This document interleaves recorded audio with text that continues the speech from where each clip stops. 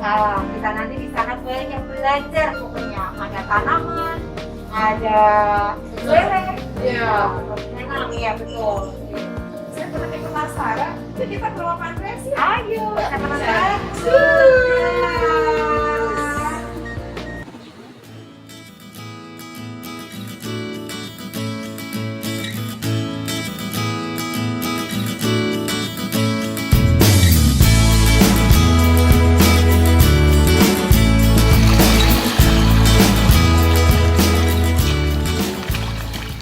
Hai, saya Ibu Dian. Saya hari ini sedang berkunjung ke rumah Bapak Andreas. Siapa tuh Bapak Andreas? Bapak Andreas adalah beliau dulu itu pengajar di Ora et Labora dan pernah jadi kepala sekolah ya. Tapi hari ini Ibu Dian seneng banget berkunjung ke rumah Pak Andreas. Kita lihat ya, ini adalah area di mana rumah Pak Andreas di lantai 2. Nah, itu bisa lihat ada berbagai macam tanaman, ada kangkung, ada cabai, ada bawang merah, ada lengkuas, ada banyak sekali. Dan anak-anak ini semua yang kemudian paling kagum nih, ada satu tempat. Ini adalah di mana Pak Andreas menyemaikan bibit lele ya.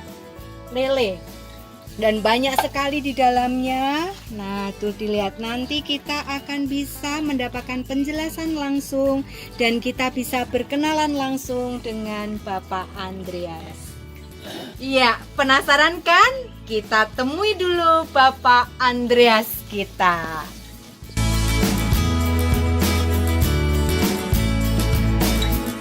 Halo Pak Andreas. Halo Bu Dian, selamat siang. Selamat siang. Lagi sibuk apa nih Pak? Wah, ini lagi ngurusin tanaman-tanaman sama ternak lele ini ya. Wah. Harus diurusin ini. Oke. Pak Andreas boleh ya diceritakan? Oh boleh, boleh. Jadi saya memang memanfaatkan lahan yang sempit ini untuk satu produksi ya, supaya kita ini paling tidak sayur-sayuran nggak beli begitu ya.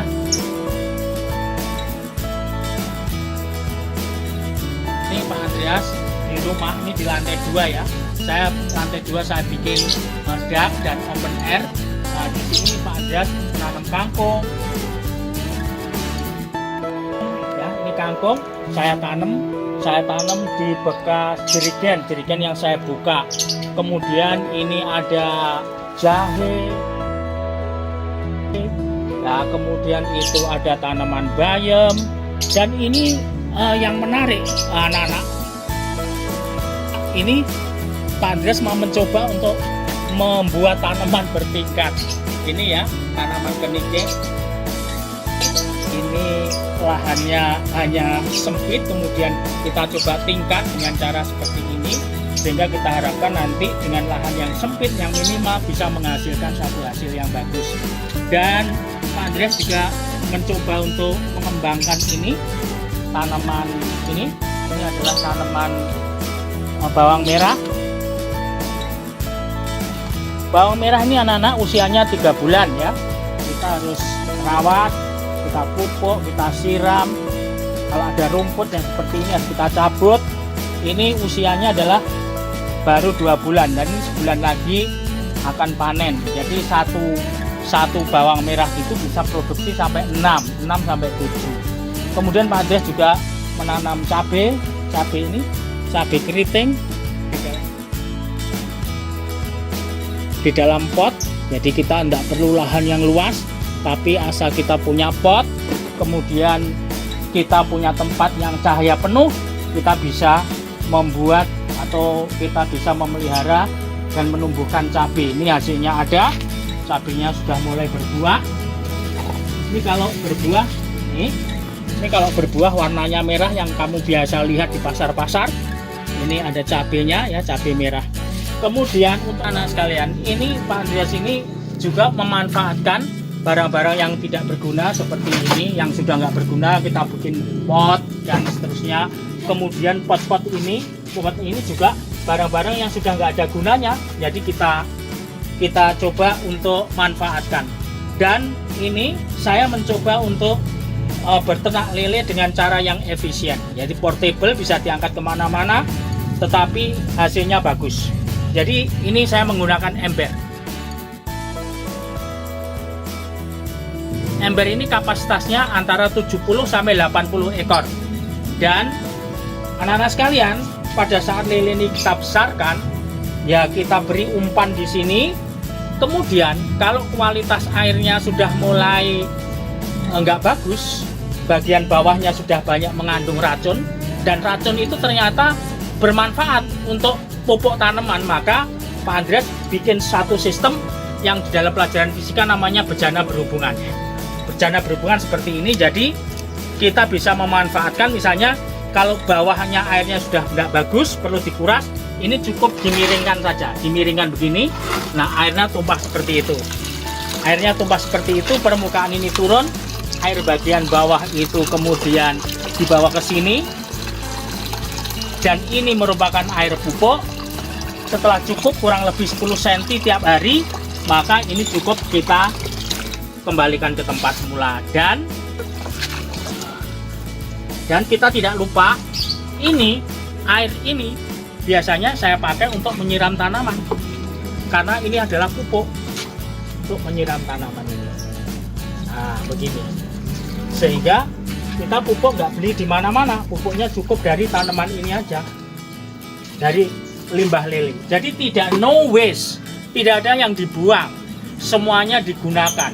Nah itulah asas dari manfaat efisiensi. Kalian juga bisa, kalian tidak ada alasan bahwa rumah saya sempit, nggak punya tanah. Ternyata Pak Andreas kan bisa. Ini namanya vertical farming. Vertical farming itu kita mau mencoba untuk memasangkan genteng, tembok berdiri untuk menghasilkan suatu produk-produk pertanian. Dan Pak Andreas juga jangan lupa untuk bisa menumbuhkan ini namanya tanaman pakis. Ini sekarang ini banyak diminati orang karena teksturnya bagus, warnanya bagus. Ini warnanya bisa bagus seperti itu juga karena waste dari lele ini, air limbah dari lele ini. Nah ini lele yang masih kecil Pak Andreas letakkan di tempat itu. Ini coba saya kasih umpan, dia naik apa enggak ya. Jadi lelenya ini masih kecil-kecil. Nanti kalau sudah gede, saya pindahkan ke ember supaya lebih gampang pengelolaannya.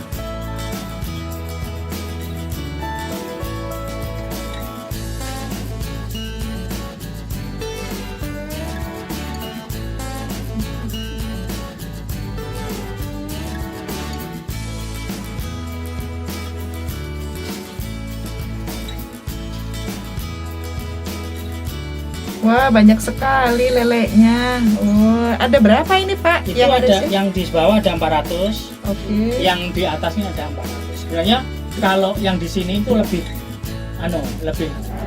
lebih sinarnya lebih penuh kan, jadi mudah dilihat di sini. Ini agak gelap ya. Tapi ada 400. Ukurannya baru kecil-kecil. Lele itu usianya 3 bulan panen. Dari setelah kita masukkan ke sini, dan makanannya berupa makanan pelet yang kecil-kecil kayak gini. Makanannya kecil-kecil karena dianya itu baru kecil, jadi mulutnya diusahakan supaya bisa menelan gitu.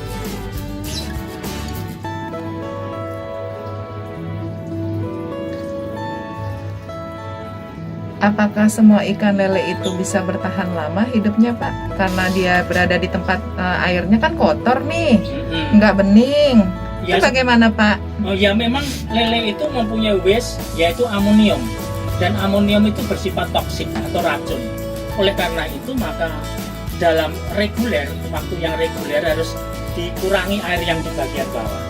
Kurang lebih 1 minggu, setiap 1 minggu itu airnya dikurangi kira-kira 1/4, diganti dengan new water. Kalau misalnya sudah seminggu, airnya coba kita kurangi yang bagian bawah, kemudian kita tambah lagi air yang di atas. Kemudian jangan lupa ditambahkan garam grosok, namanya garam grosok. Gunanya untuk apa? Garam itu gunanya untuk antiseptik, supaya bakteri-bakteri yang ada itu tidak menyerang lele. Jadi ini sangat ilmiah ya. Kamu-kamu yang belajar mengenai bakteria dan sebagainya bisa dipraktekkan dalam ini untuk menjaga supaya lelenya sehat. Itu dikasih garam sebagai antibiotik. Manfaat mengkonsumsi ikan lele apa ya Pak ya? Lele itu adalah bagian dari 4 sehat 5 sempurna. Jadi mengandung protein yang tinggi. Kalau protein-protein yang lain kan sudah biasa, itu misalnya seperti ayam. Lele ini mengandung protein yang tinggi, jadi juga menjadi asupan makanan yang bagus untuk recovery sel-sel kita yang telah usang. Itu lele. Jadi lele banyak mengandung protein karena makanannya itu komposisinya juga protein, ada karbohidratnya, ada proteinnya.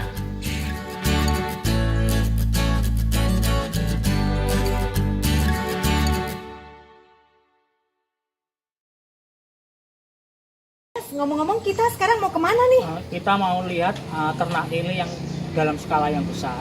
Kemudian kita akan lihat kebun terong, kebun singkong, kebun serai, kebun cabai rawit. Wow, ayo kita bareng-bareng ke kebun Pak Andreas. Ayo. Perjalanannya.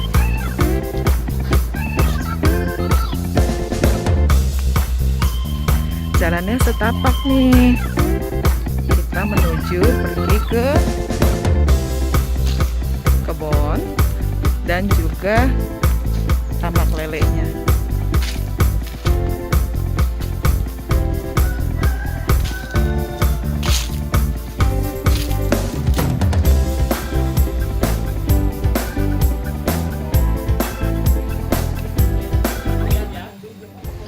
Sudah sampai tempatnya nih. Ternyata wah, banyak banget ya Pak Andreas ya. Oh iya, ini ada beberapa wadah untuk ternak lele. Ini kapasitasnya ribuan ya. Bisa sampai satu kolam bisa 6.000 lebih. Nah ini kolamnya ada beberapa. Bagus kan? Ini Bagus warna-warni. banget. Ampun. Wow. Nah itu kayak gitu. Satu ini berapa isinya Pak Andreas? Ya kurang lebih kalau ini ya sekitar 6.000 ya. 6.000. Wow, 6.000. Ini harusnya kecil. Ternyata satu kolam ini isinya 6.000 ikan. Wah, luar biasa. Hai. Ternyata banyak sekali, kita coba lihat ya bersama ketika kita kasih.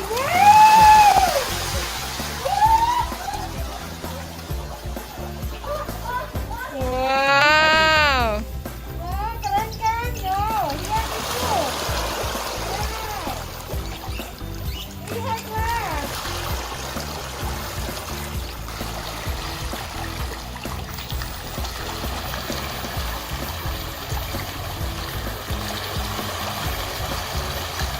Wah, banyak sekali ikannya. Wah, banyak sekali ikannya. Ini ribuan loh.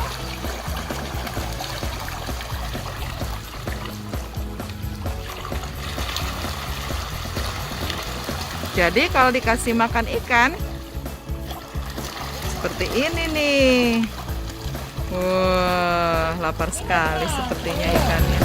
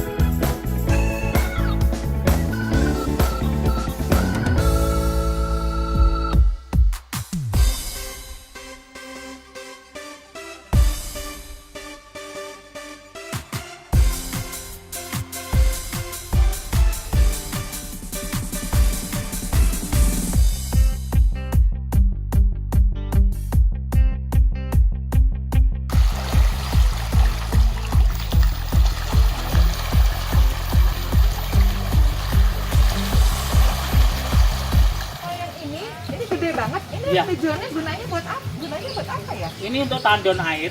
Jadi air dari dalam tanah dipompa ke sini. Tujuannya airnya disehatkan dulu sebelum didistribusi ke sana.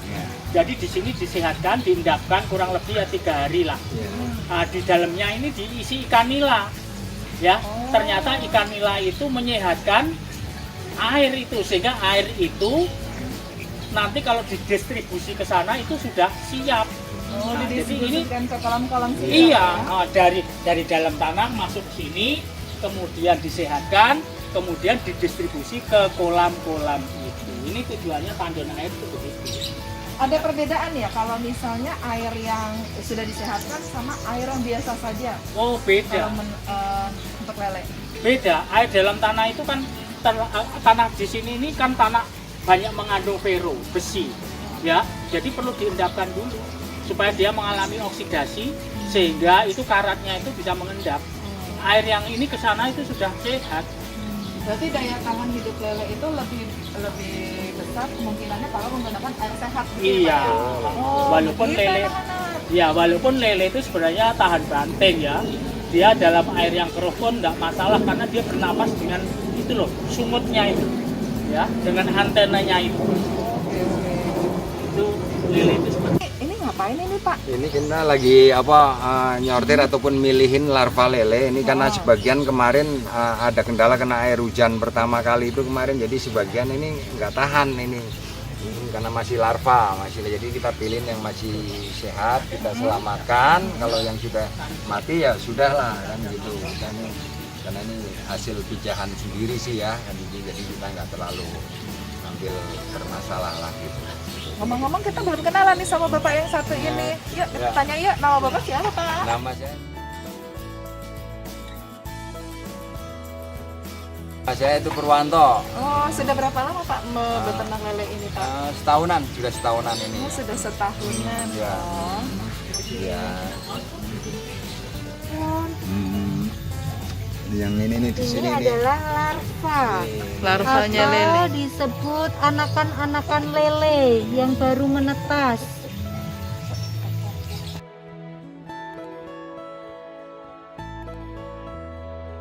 ya. Mana kebunnya? Nah, ini kebunnya. Kebunnya luas ini. Wow, ini semua Pak Andreas. Dan kebunnya ini strategis sekali karena kebunnya ini di pinggir danau. Coba mari kita lihat danaunya sebentar. Yuk. Nih danaunya. Cek di sini serai. Ini baru saya tanam. Nah ini sini danaunya. Wah, seru ya. Ternyata di kebun tapi dekat dengan danau. Ya, ini danau yang tembusan dari Pamulang, Jalan Pamulang itu sampai ke sini.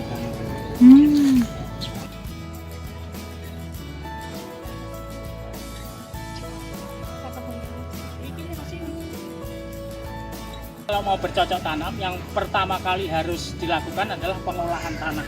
Jadi tanah-tanah di Jakarta ini, tanah di tempat ini harus digarpu ya, namanya digarpu. Jadi garpunya ditancepin begini, terus tanahnya dibalik begini. Tanahnya dibalik begini. Jadi diinjek kaki, ditekan, kemudian dibalik. Tujuannya apa? Tujuannya supaya tanahnya menjadi gembur dan di dalam tanah itu kemudian mengandung udara supaya mikrobia yang ada di dalam tanah itu bisa hidup. Ya bakteri, ya cacing nanti bisa hidup, bisa bernapas. Jadi tanahnya harus dibalik begini. Pekerjaannya memang cukup berat, tetapi kalau sudah biasa ya nggak masalah. Jadi tanahnya dibalik begini ya anak-anak ya. Oke, ini cara pengolahan tanahnya. Anak, saya akan coba ya. Apa tadi yang dipraktekkan Pak Andreas itu benar-benar berat apa enggak ya? Wah, ternyata benar berat anak-anak. Iya, berhasil. Oke, berat. Sudah ya, satu kali saja. Ya. Ini kok rumput bisa tinggi-tinggi kayak gini Pak Andreas? Oh ini bukan rumput ini. Apa? Ini adalah orang bilang ini tanaman serai.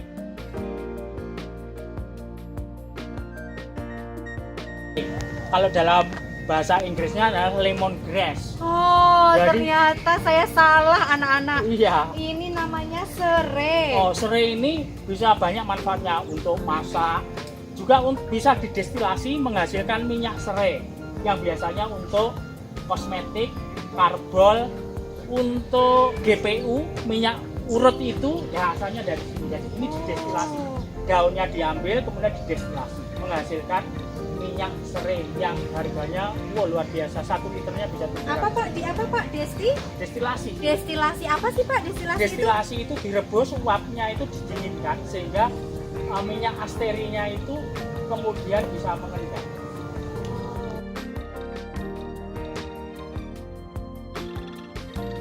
So one of the best ways to take fresh and harvested or dried plants and extract pure essential oil. Take a look at this distilling apparatus. The bottom reservoir is filled with distilled water. Above is an alembic chamber that holds the plant material, often called biomass. The biomass is full of tiny sacs that contain essential oil. When the water boils, steam passes up into the chamber. As the steam passes through the biomass, the temperature causes the tiny sacs to burst open, releasing the essential oil. The essential oil rises up with the steam, and together the oil and steam pass into a tube. This tube passes through a cold condensing chamber. The cold temperature changes the steam back into liquid and strips out of the tube. The liquid collects in a new reservoir where the water and oil separate naturally. The water, which is called hydrosol, is left at the bottom, while the oil rises to the top.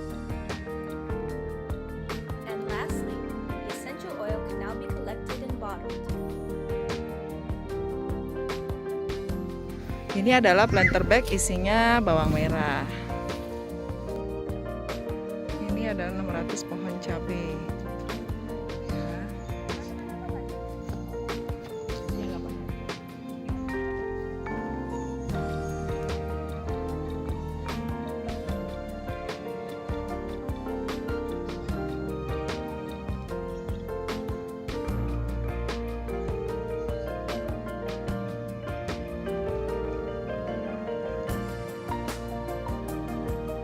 Anak, ini tanaman Pak Andreas, ini namanya sistem tanam tumpang sari, yaitu satu lahan ada beberapa tanaman. Yang pertama, tanaman pokoknya adalah terong. Yang kedua adalah ini cabai, dan yang ketiga adalah ini orka. Dan yang keempat adalah ini sayur kenikir. Jadi 1 kali tanam itu ada 4 kali tanaman. Itu disebut cara bertanam tumpang sari. Jadi ini sudah mulai berbuah, terongnya sudah panen 2 kali dan hasilnya bagus-bagus, memuaskan. Ini terong ini usia produktifnya 6 bulan. Setelah 6 bulan dia kurang produktif, nanti akan diganti dengan tanaman yang lain.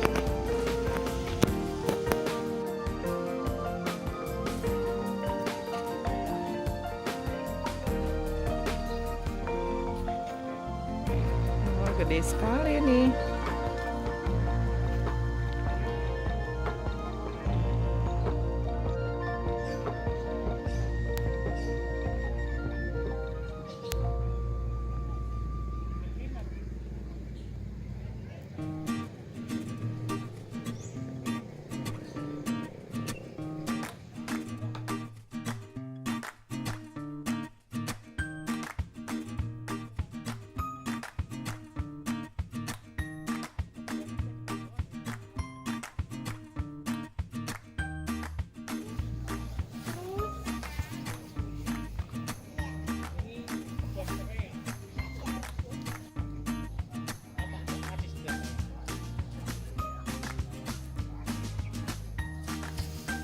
Ini cabai nih guys.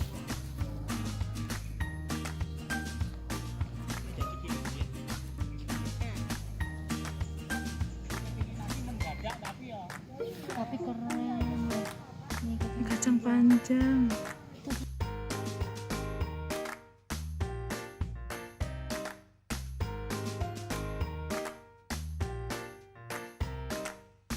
Ini namanya komposter, yaitu alat untuk membuat kompos. Karena apa? Karena penanaman sayur itu memerlukan kompos organik. Sayur-sayur di sini ditanam dengan sistem organik, sehingga dia memerlukan kompos setiap mau tanam sayur, dan kompos itu diolah di sini. Jadi sisa-sisa tanaman yang basah itu ditaruh di sini, dimasukkan ke dalam komposter ini, kemudian dikasih E4 yaitu bakteria supaya pembusukannya cepat, sehingga dalam waktu 3 bulan ini kompos ini jadi dan menghasilkan kompos dan pupuk cair yang nanti digunakan untuk pupuk tanaman sayur. Tanaman terus tetap bertumbuh dan dia bisa berbuah, kita harus rajin untuk siram ya.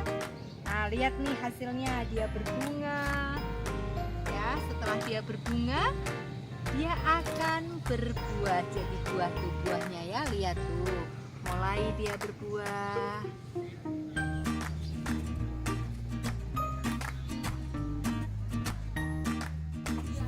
Ini jeruk. Anaknya dia itu kinestetik, belajar lonjak-lonjak.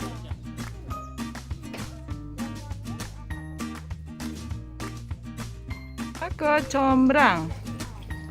Kecombrang.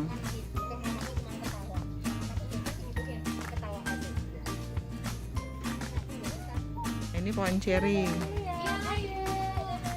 Namanya bunga turi.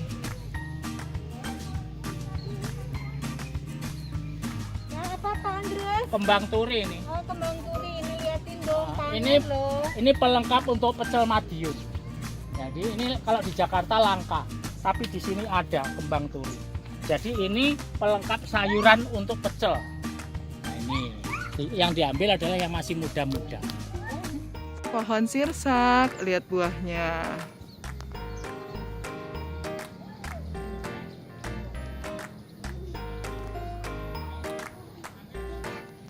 Ini timun.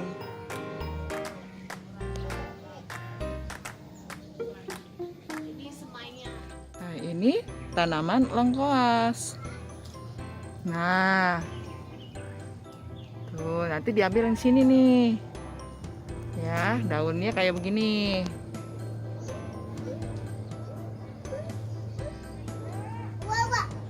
Ini tanaman alpukat. Jadi kalau mau lihat daunnya seperti ini.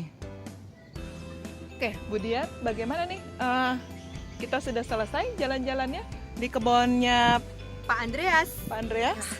luar biasa hari ini. Lelah tapi menyenangkan sekali, kita nggak rugi. Kapan ya kita main ke sini bareng sama anak-anak? Setuju kan?